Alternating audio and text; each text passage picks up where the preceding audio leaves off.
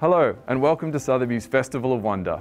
I'm Josh Pullan, Managing Director of Sotheby's Luxury Group, and I'm here today to share with you the exquisite range of property that we've assembled for the sales. As usual, we have the very best jewels and watches, and for the very first time, we have an automobile and also a selection of handbags for you.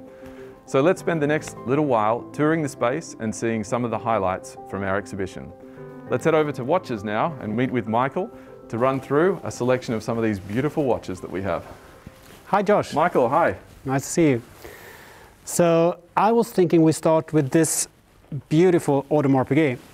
Audemars Piguet is a Swiss brand, and this model is a Royal Oak. Royal Oak was designed by Gerald Genta in 1972. But this is not the normal Royal Oak. Right. This is a bit more contemporary. It was made in 2008. The client specifically asked Audemars Piguet to put in a black dial, so it's a very rare one. Okay. It's called a Grand Comp. Grand Comp means it has a lot of complications. So this has a split-second chronograph. It has a perpetual calendar with moon phases, and on top of that, it also have a minute repeating function. Tells you the time without seeing the dial. Right. It's a lot to pack in one watch. It is. I also want to share a pocket watch with you. So this is made by the very, very famous Geneva watchmaker Patek Philippe. Right.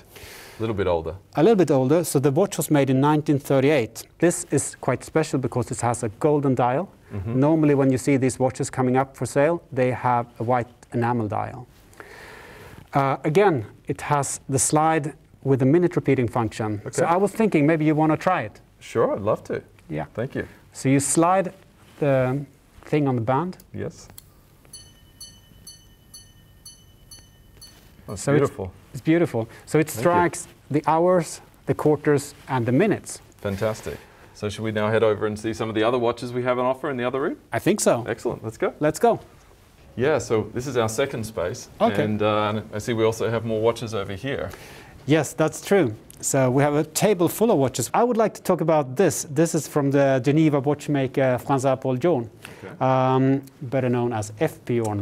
Very popular right now. Very popular right now. So this is a very special piece. If you look at it, you see the material has a color that I don't think you've seen before. What do you call that? That's called straw gold.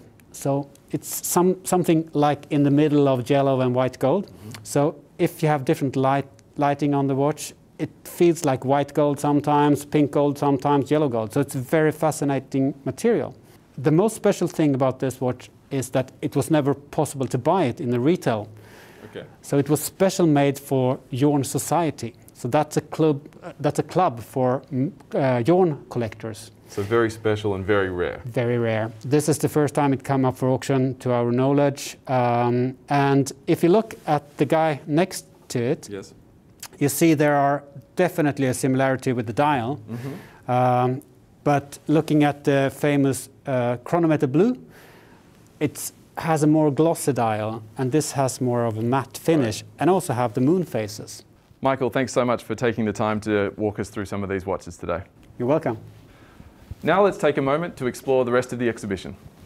I'm incredibly excited to see our very first car here in Geneva, and it's a beautiful one. It's a 1953 Lancia Aurelia Spider with coachwork by Vignale, and it's a one-of-a-kind. It's finished here in a mesmerizing metallic lake green that is perfect for Geneva. And as you can see, the interior is decked out in Cartier red. And with that, it couldn't be a more perfect moment than to hand over to Caroline Lang, our chairman of Switzerland, to talk more about jewels. Thanks, Josh. And from this metallic lake green Lancia, we're going to move on to the most amazing emeralds from Colombia and see the emerald and diamond parure that Benoit will introduce us to. Thank you, Caroline.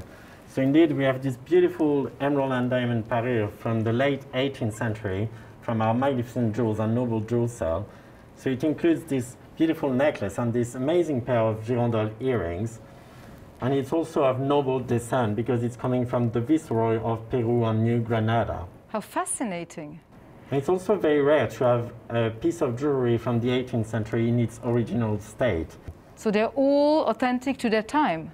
Absolutely, and also one of the signs is this foil back, like very typical of the 18th century jewels. I love those girandole earrings. I think they are still fashionable to this day after 250 years. Absolutely, it's a motif still very much en vogue. So let's move on into the centuries and to the Diamond Rivière. Absolutely. Let's go. Now this is for me the most chic necklace. Absolutely, it's the typical Diamond Rivière from the 19th century. It's one of a kind for every jewelry collector. And as you can see, the beautiful shape of the old cushion-shaped diamonds that are pinch collet set, very typical of the 19th century, and it's such a timeless piece of jewelry. And you told me something about how they were collected, that you could add elements. Yeah, absolutely. Like one typical element of this 19th century Diamond Rivière is that most of the links can be detached. So you can actually shorten your necklace, or you can also send 1 or 2 diamonds if you need to. That is so fascinating. Thank you so much. You're very welcome. And from there, shall we move on to the clip? Yeah, let's move to the Art Deco period. Fantastic. Look at this stunning sapphire and diamond clip by the most famous of all Art Deco makers, Cartier. Yeah, absolutely. It's a beautiful piece of jewelry and from one of the most sought after era for jewelry collector, the Art Deco period. It's set with a 25-carat Burmese sapphire. And also we saw this Diamond Rivière from a Noble collection. And this one actually was formerly in the collection of Queen Victoria Eugenia of Spain. I love it. I do adore brooches, as you can see, because I'm wearing another one from the sale that you might want to comment on. Absolutely, I can see that. And it's a beautiful brooch as well from another famous French jewelry maison from Van Cleef & Arpels.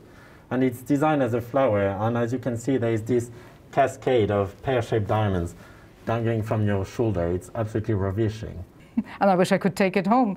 But let's see something else, which is a bit more modern and which comes from Harry Winston, a great, great necklace with all kind of fancy colored diamonds, all of them in every kind of shade. Yes, absolutely. We have this indeed amazing jewelry piece from Harry Winston, and it's literally a collection of colored diamonds around your neck.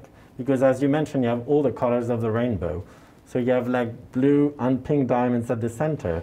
But if you turn around, you also have like fancy vivid yellow-orange, fancy greenish diamonds, and literally like all the shades, different shades of colored diamonds around your neck mounted by Harry Winston.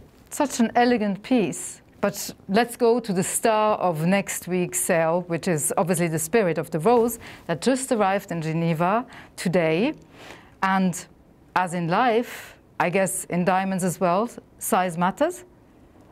Yes, indeed, it's like a very important diamond by its size because it weighs like 14.83 carats, so a very important weight for a colored diamond.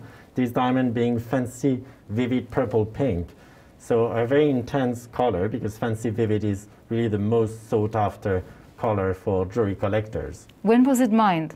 So it was discovered in 2017 in Russia by Alrosa in the Yakutia in the northeast of Russia. And then it took over a year for Alrosa to cut and come with this beauty. And how rare is it? So it's the largest fancy vivid purple pink ever to appear at auction and one of the largest internally flawless fancy vivid purple pink diamond ever graded by the GIA. So it's really a wonder of nature and one of a kind. It's also the largest rough, pink rough diamond ever discovered in Russia. It's absolutely mesmerizing. And also the name, like the rough diamond was named Nijinsky from one of the most famous ballet dancers from the Ballet Russe. And the faceted stone was called the Spirit of the Rose, Le Spectre de la Rose, so one of the most famous ballet Nijinsky performed. So it's really linking this beautiful stone to its history and its origin.